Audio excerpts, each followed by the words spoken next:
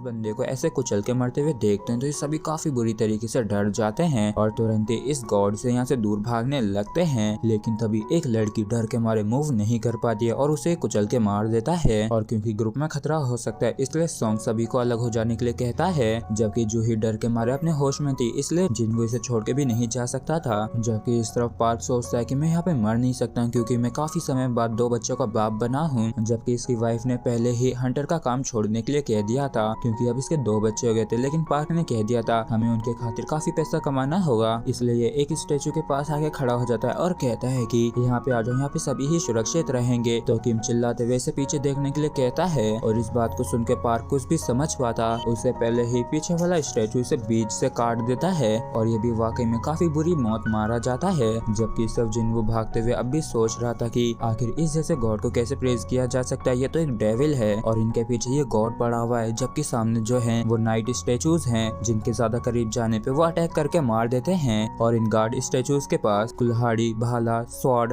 हथौड़ा, तीर और इंस्ट्रूमेंट हैं, जबकि जिन्वो सोचता है कि हम उनके करीब नहीं जा सकते और इससे हम भाग नहीं सकते तो आखिर हम करें क्या। लेकिन तभी इसका ध्यान इंस्ट्रूमेंट वाले स्टेचू पे जाता है तो ये सोचने लगता है कि क्या ये इंस्ट्रूमेंट्स के साथ अटैक करेगा और फिर ये सोचता है कि गार्ड सभी अटैक करते हैं जब उनके ज्यादा क्लोज जाया जाता है और फिर ये उसी हिसाब से मूव करते हैं। तो फिर ये इंस्ट्रूमेंट वाले स्टेचू भी वैसे ही मूव करते होंगे, इसलिए जिन्वो सभी को इंस्ट्रूमेंट वाले स्टेचूज के पास जाने के लिए कहता है। और जैसे मिस्टर सॉन्ग एक स्टेचू के पास आके खड़े होते हैं तो वो भोंपा बजाने लगता है और फिर ये सभी से कहता है कि इंस्ट्रूमेंट वाले स्टेचू अटैक नहीं करते हैं, इसलिए इंस्ट्रूमेंट वाले को ढूंढो। और हम देखते हैं कि किम भी जैसे तैसे करके एक वीणा वाले के पास आके खड़ा हो जाता है और ये डर के मारे काफी बुरी तरीके से रो रहा होता है क्योंकि इसकी नजरों के सामने वो जो गॉड है वो मौत का तांडव करके सभी को मार रहा है। और तभी जिन्वो जूही को लेकर एक स्टेचू के पास आके खड़ा हो जाता है लेकिन वो इंस्ट्रूमेंट बजता ही नहीं और जब ये नहीं बजता है तो ये काफी बुरी तरीके से डर जाता है और तभी इसे समझ में आता है कि 2 जने एक ही स्टेचू के नीचे खड़े नहीं हो सकते हैं। तो जिन्वो जूही को यहीं पे छोड़ के भागते हुए कहता है कि यहाँ से मूव मत करना, तुम यहाँ पे सुरक्षित रहोगी। और क्योंकि जिन्वो वहाँ से चला गया है तो ये गॉड स्टेचू जिन्वो की तरफ देखने लगता है और जिन्वो एक इंस्ट्रूमेंट वाले को देख भी लेता है और क्योंकि वो थोड़ा दूर था इसलिए तभी ये गॉड स्टेचू इसके ऊपर पैर रखने वाला होता है लेकिन जिन्वो इससे बाल बाल बच गया होता है। तो सॉन्ग चिल्लाते हुए इससे कहता है कि तुम गलत वाले के पास जा रहे हो और इस चीज को देख जिन्वो भी काफी ज्यादा हैरान परेशान होता है क्योंकि ये कोई इंस्ट्रूमेंट नहीं बल्कि एक शील्ड होती है और इस शील्ड से ही इस स्टेचू ने जिन्वो के ऊपर अटैक कर दिया होता है लेकिन जिन्वो भी इससे बाल बाल बच गया होता है और जूही वाकई में इसके लिए काफी बुरी तरीके से रो रही होती है। जबकि इस तरफ हम देखते हैं कि जिन्वो वाकई में काफी बुरी हालत में नीचे पड़ा हुआ है और ये रेंगता हुआ इंस्ट्रूमेंट की तरफ बढ़ रहा होता है और ये सोचता है कि अगर सच में कोई गॉड है तो प्लीज इसे बचा ले, जिसके हाथ में लाइफ एंड डेथ है क्योंकि बस एक पतले से धागे ने ही इसे मरने से रोक रखा है। लेकिन इसे अब तो ऐसा भी महसूस होने लगा है जैसे कि ये शायद अब टूट भी सकता है और जैसे तैसे करके जिन्वो एक स्टेचू के पास पहुंच जाता है और वह स्टेचू गाने लगती है और इसे गाता देख के जिन्वो राहत की सांस लेता है और इसके गाए हुए सुर इस पूरे एरिया में गूंज रहे होते हैं और इसके बाद सब कुछ शांत हो जाता है। और तभी जूही जिन्वो के पास आते हुए कहते हैं कि जिन्वो क्या तुम ठीक हो, जिस पर जिन्वो हाँ कहता है लेकिन जूही जिन्वो को देख के काफी बुरी तरीके से डर सी जाती है और इसकी हैरानी को देख के जैसे जिन्वो अपने पैर की तरफ देखता है तो ये पाता है कि इसका जो पैर है वो जा चुका है और जूही इसे हील करने की अपनी पूरी कोशिश करने लगती है और ये जिन्वो के पैर को काफी हद तक ठीक भी कर देती है लेकिन ज्यादा पावर को इस्तेमाल करने की वजह से जूही भी इंजर्ड होने लगती है और सभी को ही जूही की चिंता होने लगती है। लेकिन कम से कम इन सभी को इस बात की तो खुशी होती है कि सभी बच गए। और किम कहता है कि हमने 17 के साथ शुरुआत की थी लेकिन अब सिर्फ 6 ही रह गए हैं, जिनमें से 2 तो काफी बुरी तरीके से इंजर्ड है, मतलब कि आपने अपना एक हाथ और उसने अपना एक पैर खो दिया है। लेकिन ये सब कुछ आपके पार्टी लीडर के रूप में डिसीजन लेने की वजह से ही हुआ है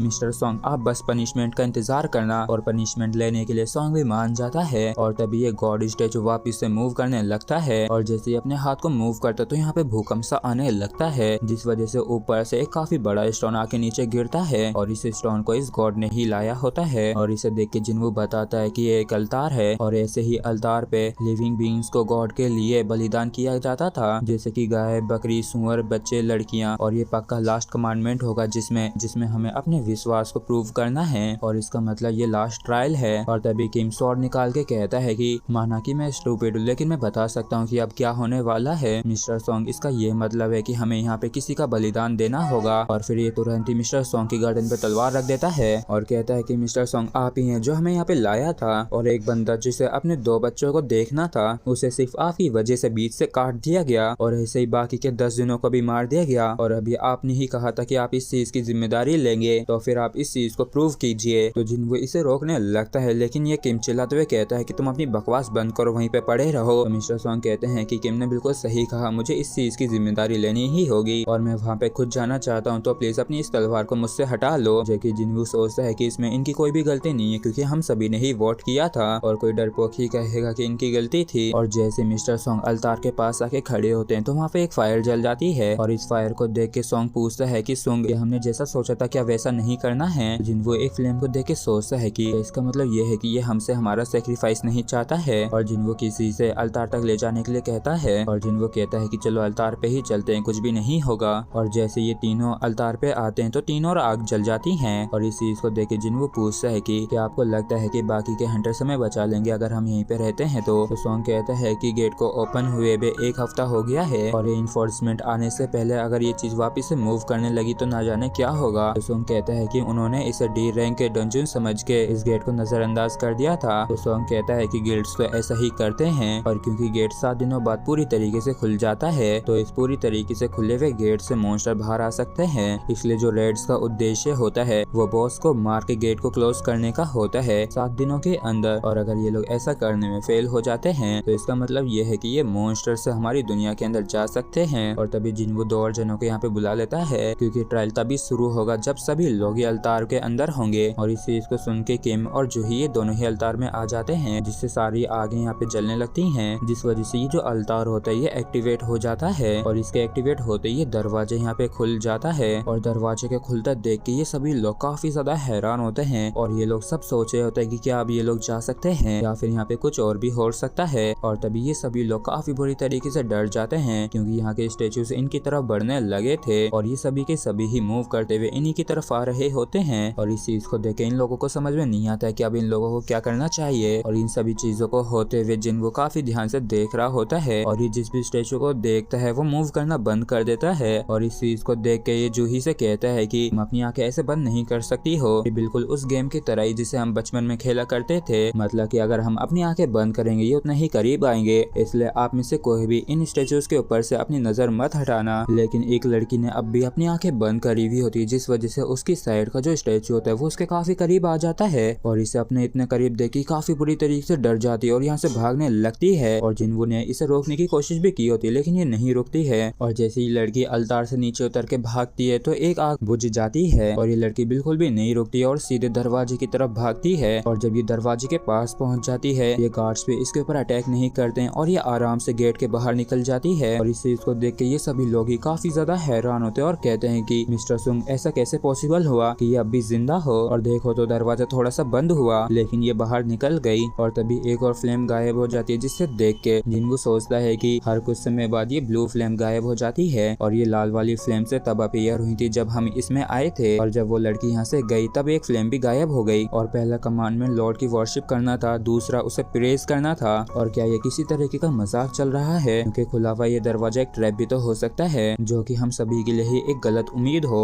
और जब सभी रेड फ्लेम्स अपीयर हुई तभी वो दरवाजा खुला था, मतलब कि जब भी एक रेड फ्लेम गायब होगी अब वो दरवाजा थोड़ा सा बंद हो जाएगा, तो मतलब कि जब सभी रेड फ्लेम्स यहाँ से हट जाएंगी तो वो दरवाजा भी बंद हो जाएगा। और ये चाहता है कि हम इसके ऊपर अपने फेथ को प्रूव करें, वो भी इस आतंक और खतरे के बीच में। वाकई में इसकी ख्वाहिशें तो काफी गजब की हैं। और तभी एक बंदा डरते हुए कहता है कि मुझे माफ करना लेकिन मैं अब यहाँ पे और ज्यादा नहीं रुक सकता हूँ। और ये जिन्वो को यहीं पे पटक के यहाँ से भाग के जाने लगता है और ये भी आराम से दरवाजे से निकल जाता है। और इस चीज को देख के किम भी काफी हैरान होता है। और तभी जिन्वो कहता है कि मूव मत करना, क्योंकि जाने के लिए अब हमारे पास और ज्यादा लोग नहीं रह गए हैं, क्योंकि अगर अब कोई भी गया तो इतने लोग काफी नहीं होंगे इन सभी स्टेचूज को देखने के लिए और हम सभी ही मारे जाएंगे। और सोंग कहता है कि सुंग हमें बताओ कि ये क्या हो रहा है। तो सुंग कहता है कि हमें अभी के लिए इन सभी स्टेचूज की तरफ ही देखना है तब तक जब तक ये ब्लू फ्लेम्स गायब नहीं हो जाती हैं, क्योंकि ये ब्लू फ्लेम्स एक तरीके का टाइमर है और एक बार ये गायब हो जाए तो हम सभी यहाँ से जा सकेंगे। तो किम कहता है कि मिस्टर सुंग आप शायद सही हो सकते हैं, लेकिन जब सभी ब्लू फ्लेम्स गायब हो जाएंगी तब दरवाजा भी बंद हो जाएगा। तो क्या आप दावे के साथ कह सकते हैं कि आप जो कह रहे हैं वो सही कह रहे हैं? और अगर सच में कहूँ तो मैंने कभी भी उम्मीद नहीं की थी कि आप जैसा इतना कमजोर भी कोई इतना मददगार साबित हो सकता है। और मैंने हमेशा से ही आपको काफी कम आंका है और कभी भी किसी भी चीज को आप आपसे स्वीकार नहीं किया और मुझे तब बिल्कुल भी अच्छा नहीं लगा था जब आपने हमारी पार्टी को ज्वाइन किया था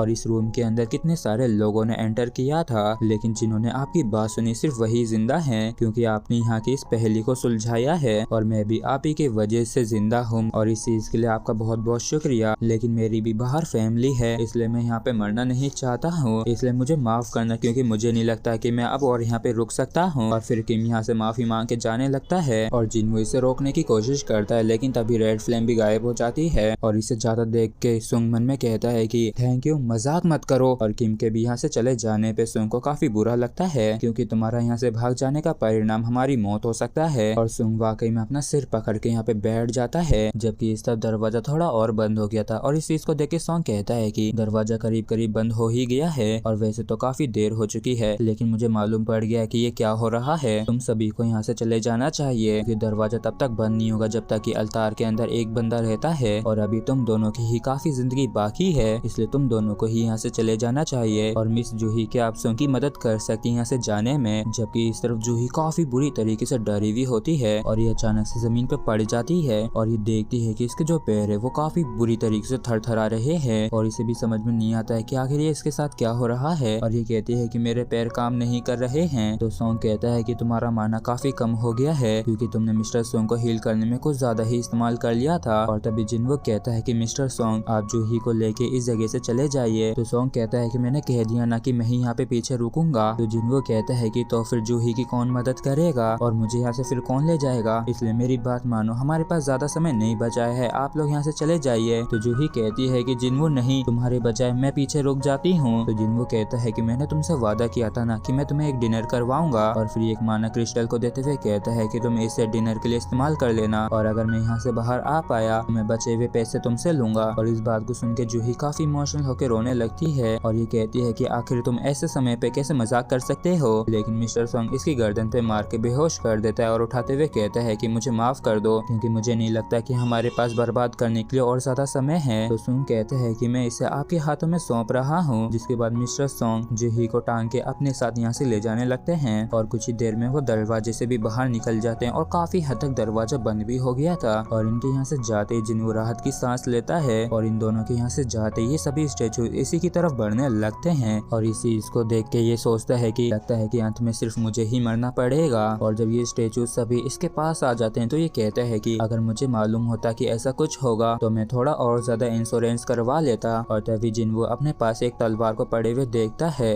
और ये तुरंत ही उसे उठा लेता है और ये सोचता है कि वैसे भी अब यहाँ से जाने का कोई भी रास्ता नहीं बचा है, इसलिए मैं कम से कम तुम में से एक को तो अपने साथ लेके मरूंगा। और हम देखते हैं कि काफी सारे स्टेचूज इसके काफी करीब आ गए होते हैं और इन सभी को देख के जिन्वो का डर बहादुरी में बदल जाता है और ये तुरंत ही कहता है